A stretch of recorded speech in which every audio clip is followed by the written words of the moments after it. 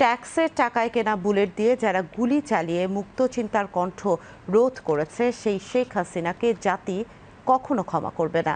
জুলাই শহীদদের স্মরণে মাসব্যাপী বৃক্ষরোপণ কর্মসূচির অংশ হিসেবে শহীদ প্রেসিডেন্ট জিয়াউর রহমানের মাজার প্রাঙ্গণে আজ বৃক্ষরোপণ কর্মসূচির উদ্বোধনী অনুষ্ঠানে বিএনপির মহাসচিব মির্জা ফখরুল ইসলাম আলমগীর এ কথা বলেন।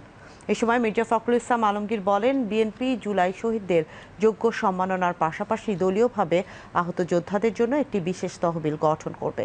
বাংলাদেশ জাতীয়তাবাদী কৃষক দল ও আমরা বিএনপি পরিবারের যৌথ উদ্যোগে সারা দেশে প্রায় 10 লক্ষ গাছের চারা রোপণের কর্মসূচির অংশ হিসেবে আজ এই কর্মসূচির উদ্বোধন করা হয়। 1971 সালে যুদ্ধ করেছিলাম একটা স্বাধীন দেশের জন্য।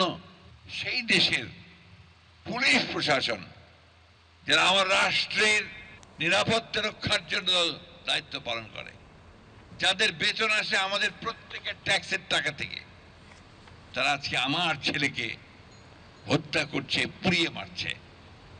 কি নির্মম, নৃশংস, অমানবিক!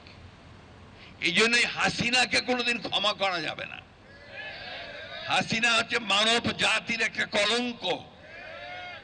হাসিনা হচ্ছে মায়েদের একটা কলঙ্ক। আমাদেরকে প্রথম কাজ হবে এদের বিচার করা। দ্বিতীয় কাজ হচ্ছে এই পরিবারগুলো, ওই যে মা যে তার ছেলেকে দেখে স্বপ্ন দেখেছিল যে তার দুঃখ দূর হবে, সেই পরিবারগুলোর পুনর্বাসনের ব্যবস্থা করা।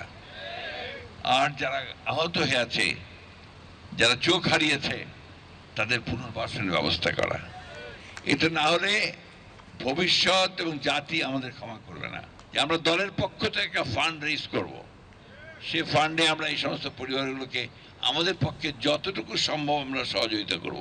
ইতিমধ্যে আমাদের ভারপ্রাপ্ত চেয়ারম্যান সাহেব বিএনপি পরিবার তাদের মাধ্যমে কিন্তু তিনি এই কাজটি করছেন।